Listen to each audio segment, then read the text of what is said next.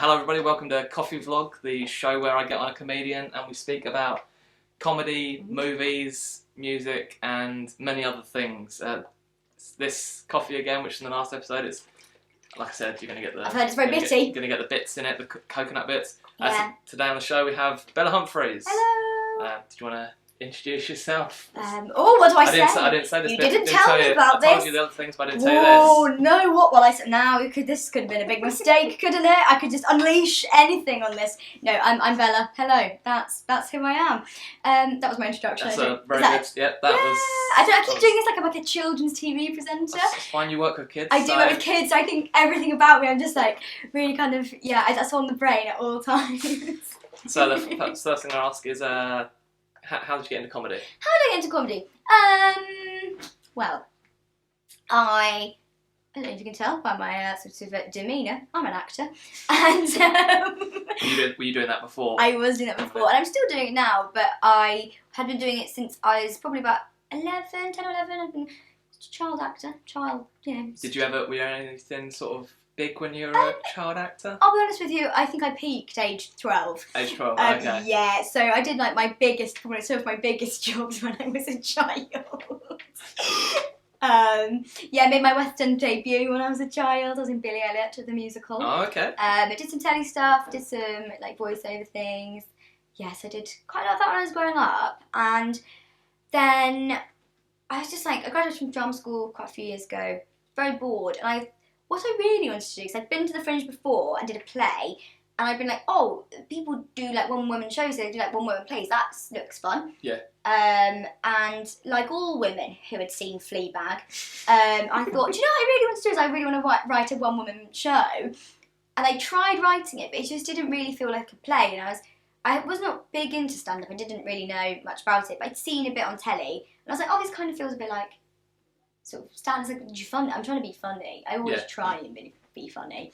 I've always been trying to be funny, like since birth.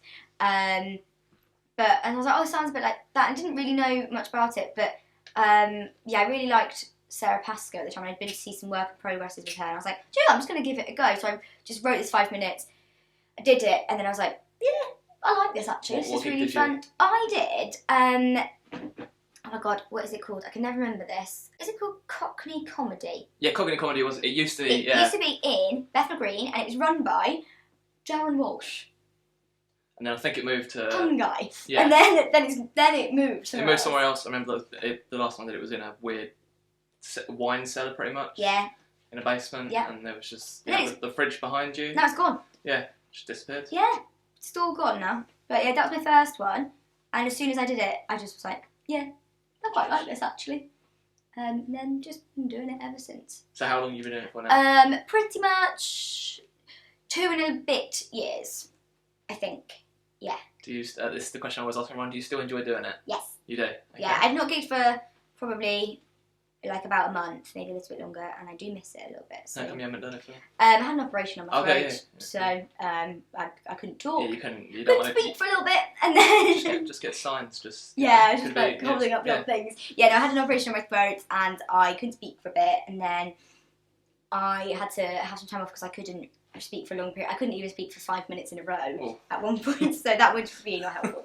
And now, just I'll be honest with you, life is getting in the way of, because I'm working in the evenings at the moment, so that doesn't really work well for doing stand-up. But yeah, I'm trying to get myself back in there, because I do genuinely miss doing it. So I thought, I'll have the break and I'll see if I still like it, and I do. That's good. Yeah. I think you should, when you stop enjoying it, you should probably stop doing it. You don't want to be just going on stage telling stuff and walking off and being like, that wasn't... Well, that was the worst thing I've ever done. That was a waste of an evening. Yeah, but you see a lot of people that clearly don't enjoy it. Yeah, but they still do it. They still do it. To get out of the house or whatever, but... You've got to have a hobby. Yeah. But yeah, if you're telling jokes that are meant to make people laugh... There are better hobbies. But you're like, nah, I'm not enjoying doing this. Pick up knitting, like join a sports club. I don't know, like... Go to the cinema. Yeah, go to the cinema. Yeah, exactly. Yeah, don't do comedy if you don't love it. Because also, if you don't find it funny, how can you expect these poor people that have paid £0 and probably upwards of £6 for a pint to enjoy this? Yeah. I wonder if people are probably going to want if they're in London, if they're not in London, Oh, they're sorry. like, oh, £6 a pint. £6 a pint, yeah. That's how it is in London. Especially if you're at what are they, Green King pubs. Yeah, I paid £3 for a cranberry juice the other day. That is extortion. That's like in Edinburgh though. Last year I paid £4.50 for a lime and soda. Ah, it's good. I thought lime and soda was meant to be like 50p in most It places. What is. people will say. Sometimes it's free. Yeah. It was a pint of it, and oh, you went with the pint. Yeah. So they saw pint. They thought, yeah, we can do something. We with can rinse this girl. This looks like her first rodeo. It wasn't, but I just accepted it because what could I do? Okay, yeah, that's fine. I can't be like, actually, sorry, this is extortionate. What are you doing? Fine, we pay 50p for this. Yeah, back where I'm from, you don't know, and you can't be doing this back in London thing because they don't like it when you do that. They don't enjoy it. I remember when I went to Glasgow one time, and a guy went on stage, and even though Glasgow is still in the UK, yeah, they were like, oh, it was at a film festival. The guy went up and was like, oh, I'm really happy to be in the UK, and they all booed because they were like, no, Glasgow isn't in the UK, it's a different place, and they all got really angry. Oh. At this director who had come to show his film, and he had to walk past the audience. They're like, bro, yeah, because he said the UK, which they weren't happy about. Yeah. Well. What would you say your style of comedy is? Oh, interesting one. I'll be honest, I'm not sure. I say I kind of do. I feel like it's hard to explain the genres. Yeah. I don't think I have a specific genre. I don't know. It's not a genre. Talk a lot about my own life. I say it's kind of sort of storytelling, not in as much as like I don't do full stories, but it's quite long form, very anecdotal. Yeah, that kind of vibe. There was a time when it was exclusively about children. Yeah? Yeah, only about children for a long time. Just because I was working with children, that's just all I had in my brain. You're still working with Still children work with children, but I kind of tried to take a step back from that. Can't be like, it can't all be about children. So I was like, oh yeah, I try and do something a bit different. Then it kind of really got very heavy into like sex education. Okay, That got like a big vibe of that for a while. So yeah, like that kind of vibe. Yeah. I'm going to move away from the comedy now. Oh. I'm excited. Your top 3 movies. Okay. Oh. You did say I'm going to hate this bit. You are going to hate this bit because. Okay, one of my top movies of all times is I'm not going to say these are my top 3 ever because sometimes it changes. Yeah. But one of my top 3 ever that I will always watch forever and always if I'm a bit down. Angus Thongs and Perfect Snogging. It's a good movie. It is a great movie! I watched it again recently. Oh, I'm so glad you said this. But I was still, so worried that you'd been like, this is terrible. When I look at it, I'm like, how was this a kids' movie though? No, I know. Because it was a PG, I think, still. Yeah, I think it was a PG. And then when you see the snogging scene, when they move away from each other and there's all the and it's draw quite and you're like, graphic. how are kids watching this? Yeah. Aaron Taylor Johnson. Oh, look at him now. Yeah. He's yeah. Married to, got 2 kids. Got 2 kids, and I think his wife is much older than him. Yep, he's in his 20s, I think, still. Probably. And she's in her 50s. He's in his 50s, I think. Yeah. I mean, good on him. Why They not? met on the set of Nowhere Boy. Okay, I am not. Do you know what? This has really taken a turn because I thought you weren't going to enjoy this choice of film, but how wrong I was. I always forget that you have a very eclectic taste in films. It is a good film. You are the best person to talk to the about cat is movies. great as well, isn't it? Oh, the cat. Yeah, the cat's great. Do you know what? Recently I was on holiday in Rome, and me and my boyfriend sat next to the girl that plays Jazz in Angus Thongs and Perfect Snogging. She's now in Pole Dark, and she has red hair. But it was Angus Thongs and Perfect Snogging that I recognised her from. What'd you go up and say? No, I didn't, but I was I'm like, a big fan of Angus. No, we were like, oh my god, I really recognise her. And he was like, is she an actress? I was like, I think she is. And we were walking around, I was like, what is her name? And I was like, thinking back, like, where is she from? Where is she from? We even Googled red-headed actresses. She did come up, and I was like, it is her, and she's from that. I think, yeah. So, fun fact about that. Is that someone is ringing me. Someone ringing you? Oh, bye. Sorry. I think my favourite bit is the whole where the in Angus Thongs and I just went Sorry, I just threw that away. But look, ever the professional. He's right back on. He's ready. is when the mum thinks the dad's cheating with the painter. Yeah. Who's also a yoga? Are they a yoga instructor as well? I think. No, I think they go to salsa classes. Yeah, that's salsa it. dance classes. And he takes his shirt off in the house, and and he's like, all the girls are and like, the girls are like, and then it gets to the dance. And what's his name? What in real life? What's he called? Steve. I know he's on Channel 4 and that. Yeah, he's like a presenter or something, isn't he? And then gets to the Steve Jones dance. Maybe. Yeah, gets to the dance at the end. Yeah. And it's like, here's my boyfriend. And you're like, of course. I also love how the birthday party is in.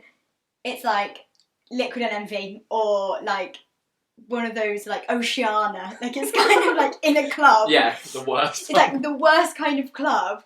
I also don't think somewhere like that, like where they live, would have one of those that was that big. No. It's massive. Oh, it's in Brighton, isn't it? It's meant to be. I think parts of it. I thought it was in. I don't know why I thought Brighton. No, it is a seaside place, but I don't think it's Brighton. It's something like. Oh no, yeah, because there's another pier. Eastbourne. Okay, yeah. Eastbourne. Yeah. The pier that's no longer works. there. Yeah. Yeah. That one. It burnt It down. burnt down. Yeah. R.I.P. Set of Angus Thongs and Perfect Snogging. Actually, the book is called Angus Thongs and Full Frontal Snogging, but they thought that would be too much. Yeah, full frontal for the sounds film. a bit still targeting towards kids. Parents probably be like, oh, what? Full frontal? That's like... Yeah, so that was. Yeah, that. But yeah, I still watch it now because I really love it. And What does she dress up as again? Stuffed olive. Yeah. And Yeah. what do the others dress up as? They're meant to dress up as food fast, but one of them doesn't. They're meant to dress up as a vol au vent or a. Oh, what is it? Like cheese and pineapple on a stick. Yeah. And maybe a cocktail sausage or something like that. But my favourite bit is when they go and she's just like, yeah, boys don't like girls a bit when they're funny. Love it. Classic line. It's true though. It is, but I know. Story of my life, Luke. Story of my life. But then later on, she tries to claw it back, and it's like, "You're so funny, Georgia. You're so funny." And she's like, "You has just told me that boys don't rate girls for being funny." And she's like, "No, that's not what I meant." And like, that is absolutely what you meant, and you're a terrible friend. But they are 13 or 12. I still just hate that the whole drawl bit that is also the boys teaching. Not the greatest looking guy. He's like this big, he's so small. And then he's like, when she leaves, there's a new girl. Yeah, another guy, or another girl coming in another for the girl guy. Coming in, it's like, ugh, of all the boys that could be like teaching them how to snog. Yeah, French kissing and and he puts a timer on. Oh, there's so much to unpack with this film. It's potentially. It will last the ages. Like it will just go on forever. Like I'll show it to people in the future, and then it's so good, so good. What's your second favourite? Okay, we're going on a real twist and a turn here now because one of my other favourite films is The Pianist. I'm like directed by a paedophile. Sorry. It's directed by so awful. Roman Polanski. Of course it is, but it's such a good film. Who's it? Who's the main guy again? Why am I forgetting his name? I can't remember his name, but he's. Oh, I know he's in. Right, I know how to find his name. Don't worry, he's just got like a lot of films down here. He's gonna find it. Is it gonna be on here? I know it's that guy. No, it's not on here, which is really good. Of course it's not on there. No, can't even We'll see be kicking ourselves after this, but I didn't Adrian Brody. There we go. We didn't do our research for that. I didn't do my research for this. Adrian Brody. Well, do you know what? He's great in it. Let's not think about the director. Yeah, he wasn't even there when they filmed it, because he's not allowed, Roman Polanski isn't allowed into certain places of filming. Of course he's not. Of course. But yeah, okay. Moving to a film. Yeah. Great film. Loved it. Really enjoyed it. Loved the music. It's a really hard one because I've got so many other films that I love. Well, I know I'm going to say a good big mention of one I love. What's it called? The Breakfast Club. Breakfast Club, yeah. Really good film, crack film. Good pick. But potentially my other third one, I'm going to forget the title on Hunt for the Wilder People. Have you seen that? Yeah, with What country is it? It's New Zealand. New Zealand. Yeah. Yeah. And it's I forgot his name now. He did Thor Ragnarok and yeah.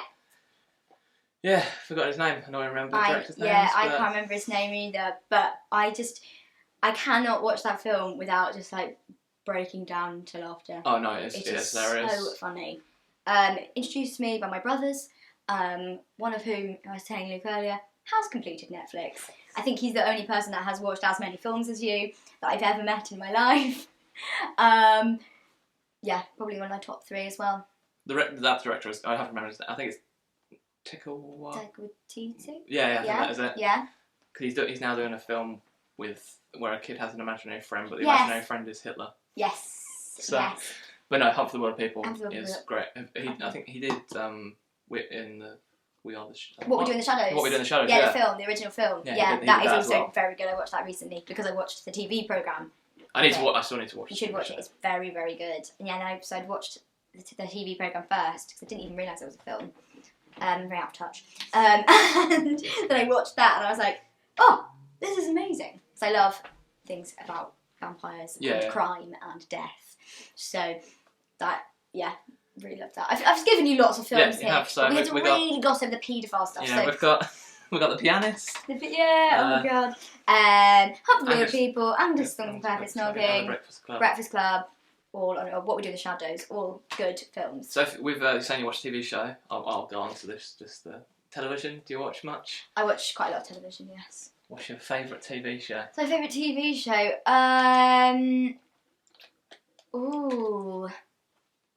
I mean, as I previously mentioned, Fleabag, incredible. Loved it so much. I like the second season more. I prefer the second series as well. Yeah.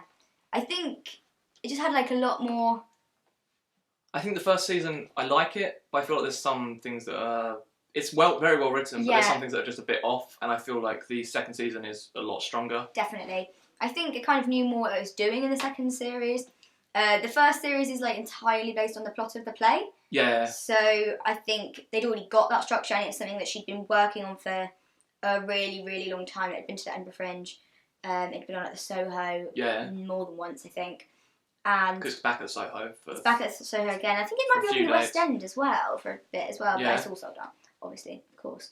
And I think maybe because it was something she had for such a long time, it was very much rigid, and that's what it is.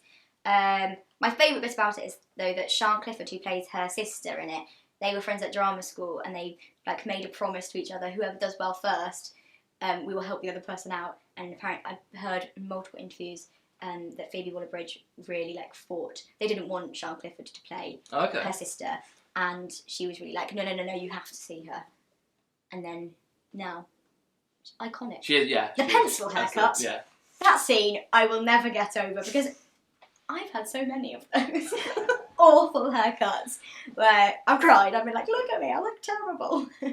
I just like just the dinner and the family. The opening of the second season is brilliant. Just the whole thing with that and the way to keep coming over. And you're like, oh my god, please get out! Like get out of this! But can you not see?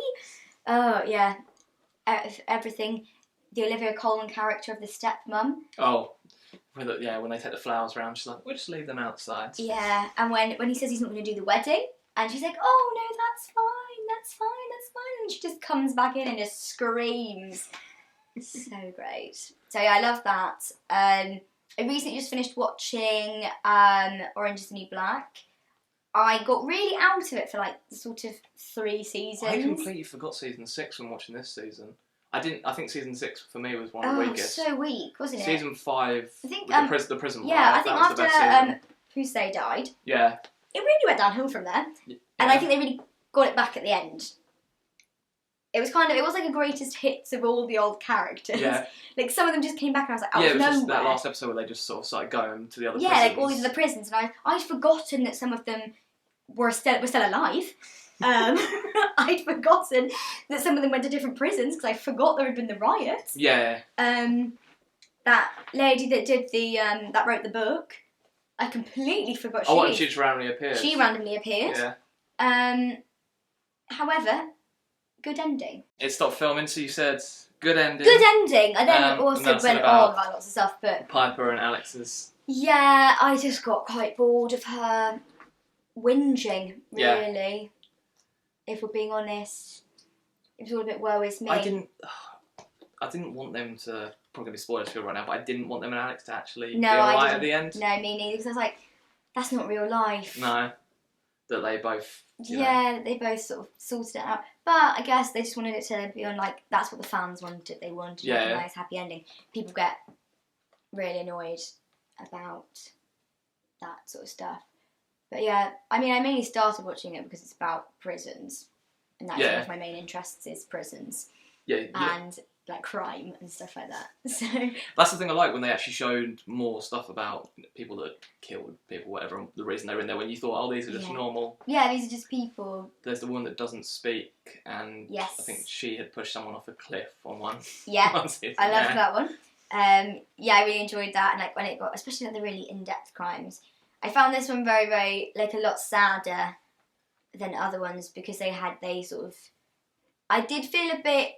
My only, not criticism of it, but what I did feel was like, it was almost like they'd written it very purposefully to include lots and lots of like current social issues. Yeah, I feel like like we'd got a lot, that was like, there was Me Too, there was a lot of stuff about obviously immigration, about like a lot of people getting deported, that I found very, very sad. Yeah. That's why with the last season, I'm forgetting the character's name, who... when you thought she was about to leave the prison, and her husband's waiting there. Yeah. And then she actually gets taken on the bus. Yeah, spoiler alert, she gets out. But her husband has already been deported. But then she goes... but he does get deported, but she doesn't. But then she goes to live with him anyway. Yeah. Lovely happy ending. And there was obviously the whole, like, they sort of touched on, like, FGM and... what else? Lots and lots of... It was very... that was the only things I did find it a little bit like... Let's try and show that we understand issues and that we're really trying to... Yeah, I get the whole ICE stuff because ICE in America has been... massive. Like, there's just been people getting off subway trains and then and ICE just waiting at the train station. And they're just waiting for them, and it's just so...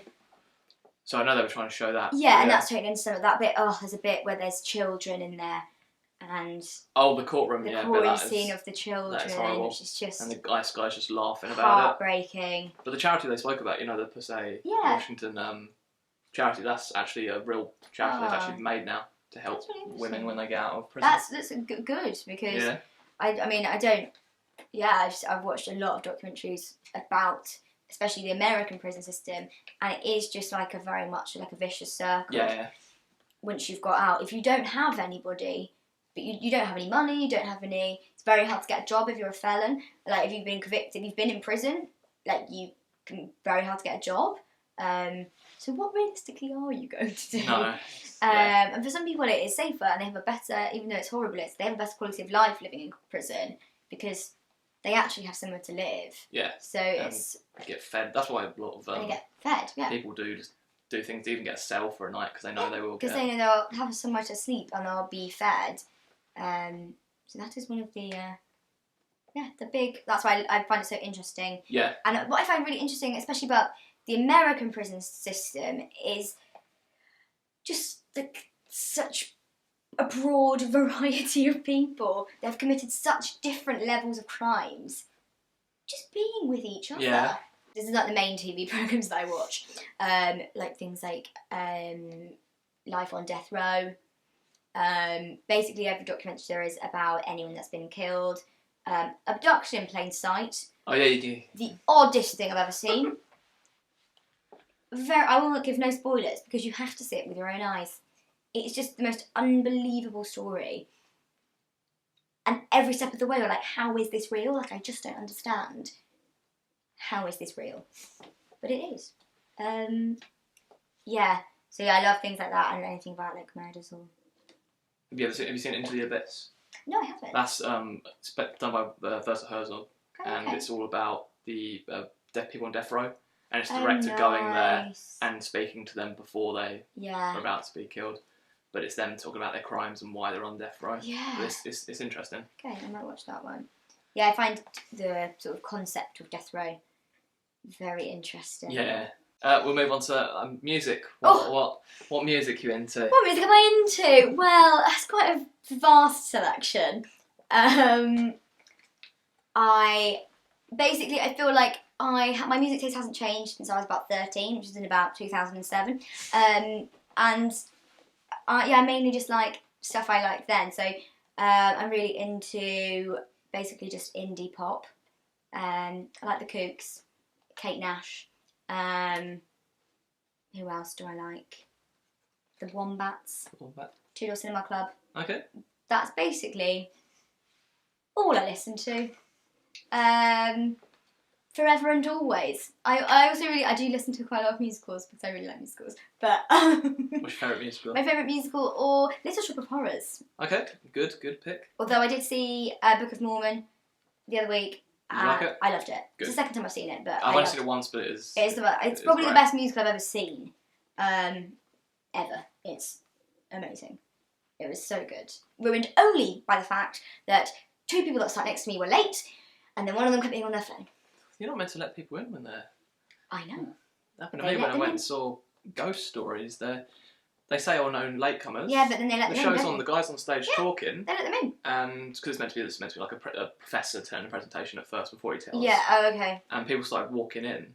And then he had to, through the show, start pointing up at them and talking to them just to sort of try and make it work with the show. That's so annoying. But yeah, it was just...